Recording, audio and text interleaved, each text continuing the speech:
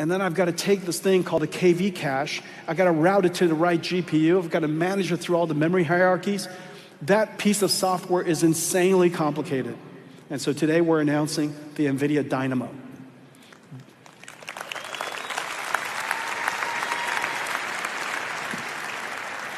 NVIDIA Dynamo does all that. It is essentially the operating system of an AI factory. Whereas in the past, in the way that we ran data centers, our operating system would be something like VMware. And we would orchestrate, and we still do, we're a big user, we orchestrate a whole bunch of different enterprise applications running on top of our enterprise IT. But in the future, the application is not enterprise IT, it's agents. And the operating system is not something like VMware, it's something like Dynamo.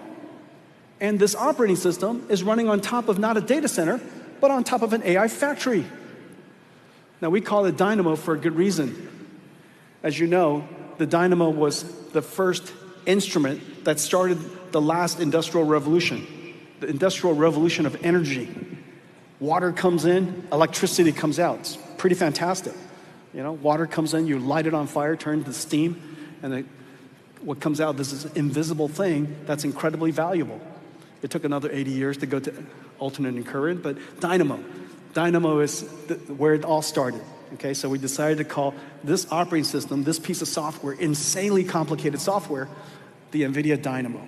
It's open source, and we're so happy that so many of our partners are working with us on it. And one of my favorite partners, I just love them so much because of the revolutionary work that they do, and also because Aravin's such a great guy. But Perplexity is a great partner of ours in working through this. Okay, so anyhow.